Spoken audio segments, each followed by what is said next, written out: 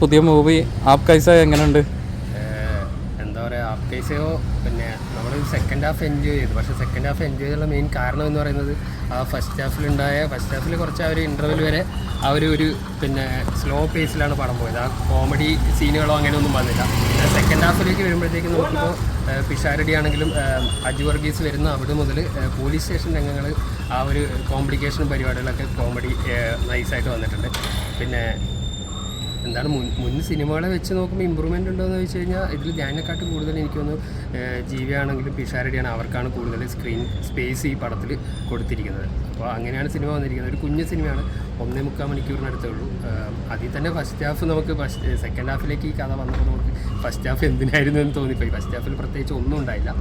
Second ഹാഫിൽ ഒരു കഥാപരിസരം മാത്രമായി നോക്കുമ്പോൾ നല്ല രസകരമായിട്ട് കോമഡി, ആ പോലീസ് സ്റ്റേഷനകത്തുള്ള രംഗങ്ങളൊക്കെ ഒരു യൂത്തിനൊക്കെ കണ്ടിരിക്കാൻ പറ്റുന്ന രീതിയിലുള്ള ഒരു കോമഡി. ഞാൻ സ്ക്രിപ്റ്റിന് ബേസ് ആയിട്ട് പറയുകയാണെങ്കിൽ സ്ക്രിപ്റ്റിന് ബേസ് ആയിട്ടാണെങ്കിൽ സെക്കൻഡ് ഹാഫിൽ ആ ഒരു പിന്നെ പോലീസ് സ്റ്റേഷനിലുണ്ടായ കൺഫ്യൂഷൻ, അവർ നമുക്കറിയാമല്ലോ. അപ്പോൾ ഇങ്ങനത്തെ ഒരു ബാച്ചിലേഴ്സിൻ്റെ ഇടയിലുണ്ടാകുന്ന പ്രശ്നങ്ങളായിട്ട് നമ്മൾ സ്റ്റേഷനിൽ ചെല്ലുമ്പോൾ അവരുടെ ഇടയിലുണ്ടാകുന്ന ഒരു ബാർഗെയിനിങ്ങും പരിപാടി, അതൊക്കെ തന്നെയാണ് ഈ സിനിമ കാണിക്കുന്നത്. കാരണം ആഘോഷം ഓവറായി കഴിഞ്ഞിട്ട് പിന്നെ അത് സ്റ്റേഷൻ വരെ എത്തുന്നതും പിന്നെ അതിനുശേഷം ഉണ്ടാകുന്ന രംഗങ്ങളൊക്കെയാണ്. പിന്നെ ക്ലൈമാക്സിലേക്ക് ഒരു സന്തോഷം എന്ന് പറഞ്ഞാൽ കുറച്ച് നാളുകൾക്ക് ശേഷം നമ്മുടെ നടൻ ശ്രീനിവാസനെ സ്ക്രീനിൽ നമുക്ക് കാണാൻ പറ്റി. അദ്ദേഹത്തിന് വളരെ ഇമ്പോർട്ടൻ്റ് ആയതും സിനിമയിൽ തന്നെ നല്ലൊരു റോളാണ്. ജസ്റ്റ് പുള്ളിയെ കൊണ്ടുവരുന്നതല്ല, നല്ല പവർഫുള്ളായിട്ടുള്ള ഒരു ക്യാരക്ടറുമാണ്.